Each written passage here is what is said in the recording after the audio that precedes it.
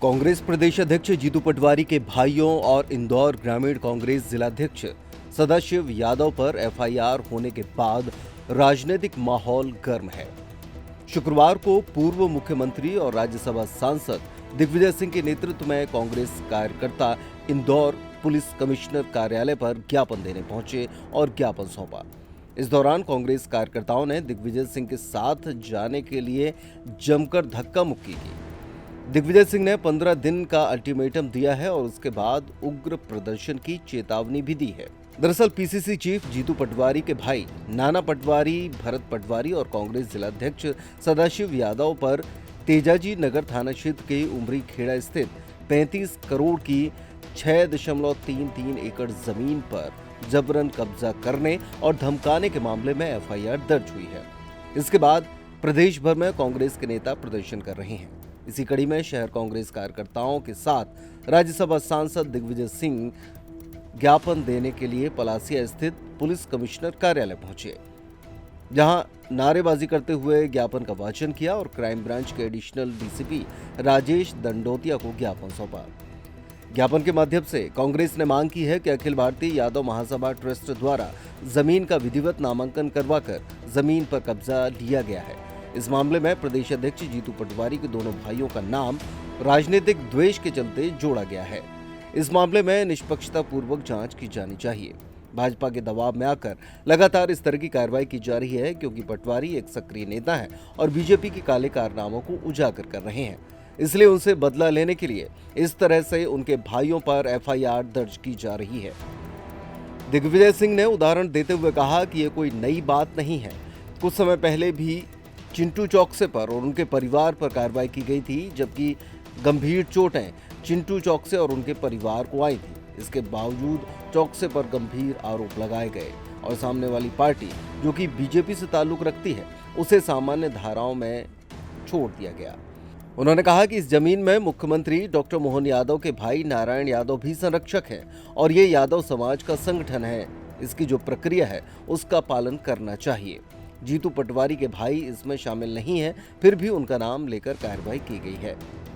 वहीं दिग्विजय सिंह ने कहा कि 15 दिन में इस केस का निपटारा नहीं होता तो 15 दिन के बाद पूरे मध्य प्रदेश के कार्यकर्ताओं को बुलाकर इंदौर पुलिस मुख्यालय पर आंदोलन करेंगे।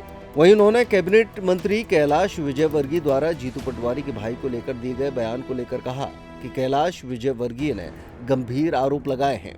वे संवेदनशील नेता हैं। यदि उन्होंने आरोप लगाया है तो उन्हीं से पूछा जाना चाहिए कि आज तक कार्रवाई क्यों नहीं हुई।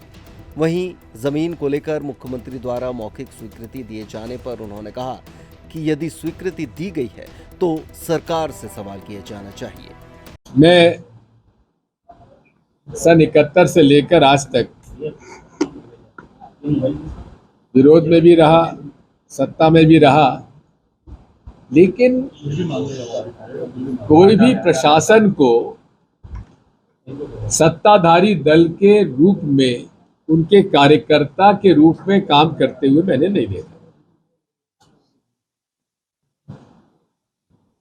मेरे 10 साल के कार्यकाल में कोई भी भाजपा के कार्यकर्ता नेताओं के खिलाफ कोई झूठा प्रकरण नहीं लगाया गया और उन्हें किसी प्रकार की प्रताड़ना नहीं दी गई। लेकिन इंदौर में ये देख रहे हैं हम लोग कि कार्यकर्ता, कांग्रेस के कार्यकर्ताओं को छांट कर उनके खिलाफ कार्रवाई की जा रही है और भाजपा के वो लोग जो कि खुलकर अपने ही दल के लोगों के साथ मारपीट करके उनको जबरदस्ती नंगा कराया जाता है उनके परिवार के सामने, उनके अपराधियों पर रियायत बरती जाती है। अभी फिलहाल 1 महीने के अंदर 2 प्रकरण ऐसे हो गए। वैसे प्रकरण बहुत सारे हैं, लेकिन जहां विपक्ष के नेता नगर निगम इंदौर में और प्रदेश कांग्रेस के अध्यक्ष जीतू पटवारी जी के भाइयों के प्रकरण में साफ दिख रहा है कि इन्हें झूठा प्रकरण बना के बस फंसाया जा रहा है और अपराधियों को बख्शा जा रहा है। मैं पहले चिंटू चौकसे जी का प्रकरण लेता हूं।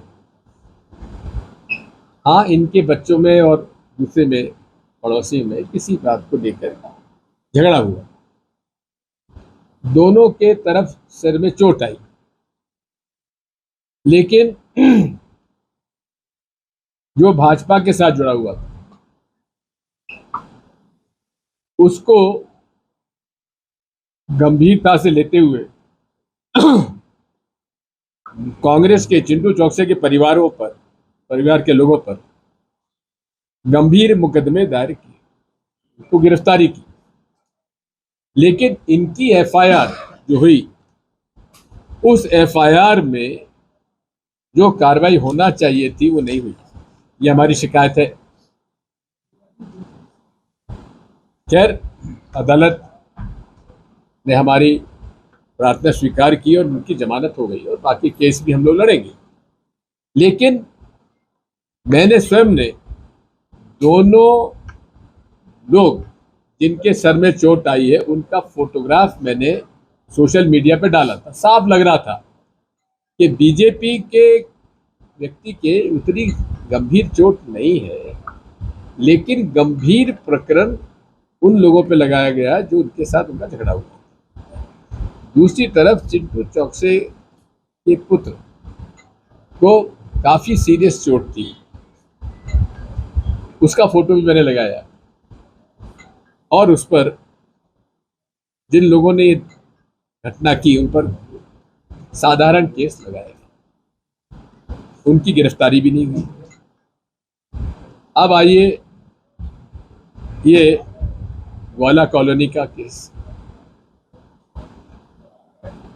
ये केस मुझे थोड़ा सा इसलिए पहले मालूम है कि वर्ष 94 में इंदौर से डेयरी जो है उनको बाहर शिफ्ट करने का एक सुझाव आया, तो वहाँ सरकारी जमीन थी, वहाँ ग्वाला कॉलोनी के नाम से उसको डेवलप करना चाहते थे।